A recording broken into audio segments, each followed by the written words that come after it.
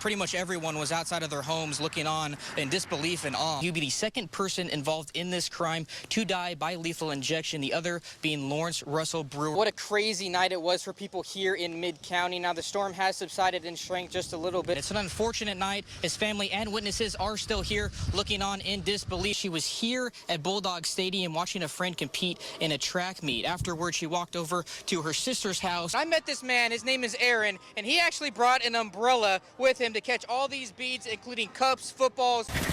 Many people jump at the opportunity for a second chance. You get about 75 different options, from roller coasters to adventure and horror. What she's doing today is actually preparing her for what she's going to be showing judges come Saturday. They are looking at a surveillance video from the Chambers County Jail that shows the plane taking a nosedive for about 5 seconds. The Orangefield Independent School District has pushed back their start date to Thursday. Well, at least for now. We got the backstory on what happened. The whole thing is the result of a feud.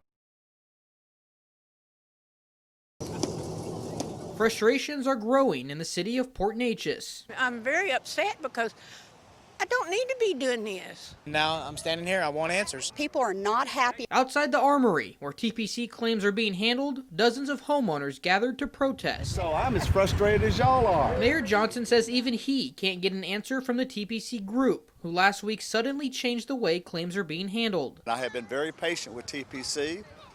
I'm not angry at them. I just think that they need to step up and do what's right. On Friday, the TPC group announced that homeowners will now have to go through a 3-stage process for property damage settlement. We spoke with TPC spokesperson Sarah Cronin over the phone and asked what led to the change. This enables proper assurance that those repairs are being made. People in Port Neches still picking up the pieces more than 2 months later. And then you come home and see this. This is what David Duvall's ceiling looks like now, and tape showing the damage remains visible. Come to find out, they canceled my claim, so now I call every 48 hours. A few blocks away, Madeline Johnson is still adapting to the aftermath. And it don't lock. I can't lock it. She says money had to come out of her pocket to fix the garage. I need to get my house fixed so I can be an old lady again. Citizens here tell me they just want to fix their home and believe TPC owes them something. Protest if you want, hold the signs and say we're not happy. I'm not happy. Right now, this is not Purple Pride, this is Purple. Can you tell him hi? Looking at his laughter and big smile, you would never think this 8-year-old endures a physical challenge. But Drake Manning has cerebral palsy. Every day is a challenge, but every day is so worth it. Sunday was a special day for Drake. He headed to Urban Air Adventure Park, where staff pressed pause on their busy day to help him do something he has never done. You ready?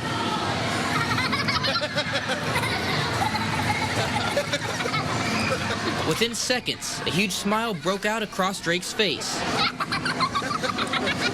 This is the very first time he jumped on a trampoline. I'm amazed at the outpour of love that he got today.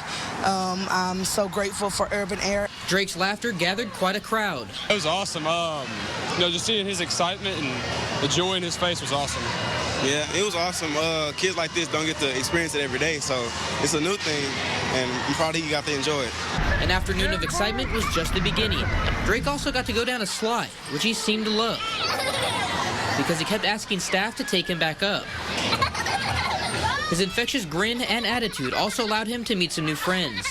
The day of fun may have come to an end, but it did not stop the smile on this 8-year-old's face. How much fun did you have today? You have some fun? Sure. You like jumping up and down? You like jumping up and down? Yeah.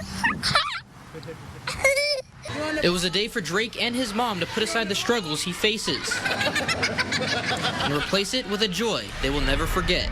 It brightens my heart for other people to see such an amazing kid. And this is him always smiling. Pretty good day?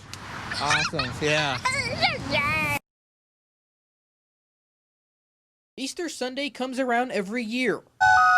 But in 2020, celebrations had to adapt with COVID-19, and there were many ways Southeast Texans did that on Sunday. Like this drive-in service for Church Without Walls, held at Lumberton High School. We're just excited to be out here. It is a little bit damp, but you know what? We're still going to have church today. There were also online services for congregations to join in as well. Death does not have the final word. COVID-19 does not have the final word, because Jesus has conquered death. He also reminds us, do not be afraid. While many worshipped in groups, one young woman in Viter decided to do it herself. In her garage. You want to have a celebration for Easter, but with everything going on, you can't really do that, especially if you want to stay safe. So I just figured that I'd bring a little celebration to the neighborhood, I guess. Of course, it's not Easter without the bunny, who waved at drivers from the John J. French House in Beaumont. And if you happen to be driving around Baptist or St. Elizabeth hospitals, you might have seen this. A parade full of community support to lift the spirits of those who are fighting this virus. Fire, EMS, SO, hospitals, doctors, they're all front line, and they need to be recognized. It's not a normal Easter Sunday in Southeast Texas. But there's something about rallying together in the darkest of times that makes everyone want to smile.